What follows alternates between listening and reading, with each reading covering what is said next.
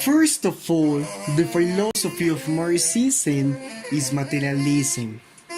Throughout the modern history of Europe, and especially at the end of the 18th century in France, where a resolute struggle was conducted against every kind of medieval rubbish, against serfdom in institutions and ideas.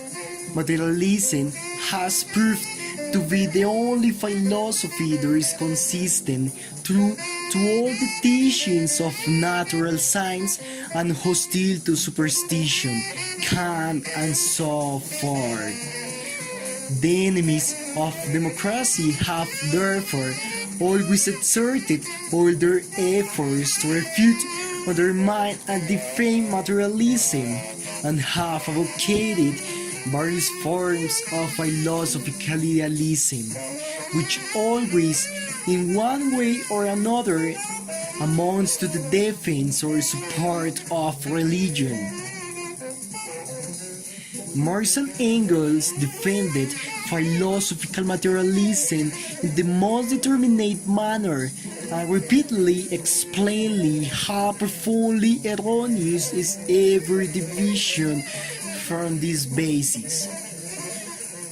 Their views are most clearly and fully expounded in the works of Engels, which, like the Communist Manifesto, are handbooks for every class-conscious worker.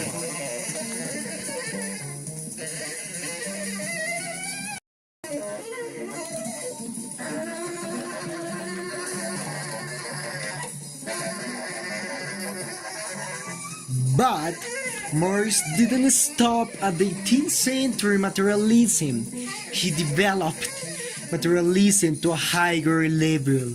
He enriched it with achievements of German classical philosophy, especially of Hegel's system, which needs to have led to the materialism of Feuerbach. The main achievement was dialectics, the doctrine of development in its fullest, deepest, and most comprehensive form, the doctrine of the relativity of the human knowledge that provides us with a reflection of eternally developing matter.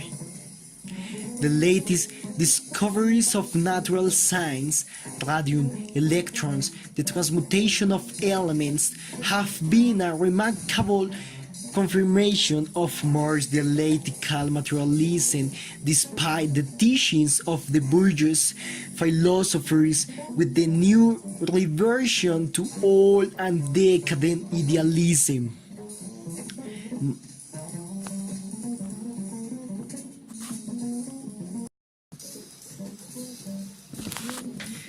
Marx deepened and developed philosophical materialism to the full and extended the cognition of nature to include the cognition of human society. His historical materialism was a great achievement in scientific thinking.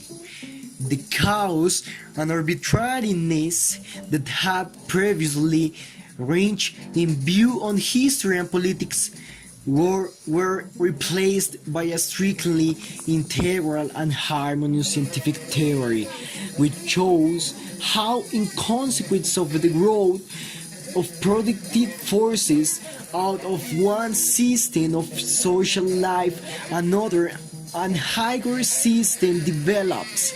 How capitalism, for instance, grows out of feudalism. Just as man's knowledge reflects nature developing matter which exists independently of him, so man's social knowledge, his various views and doctrines, philosophical, religious, political, and so forth, reflects the economy system of society, political institutions, or a superstructure on the economy foundation.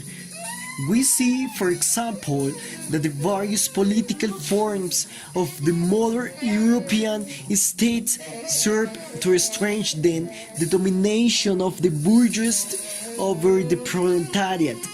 Marx's philosophy is a consummate philosophical materialism which has provided mankind, and especially the working class, with powerful instruments of knowledge.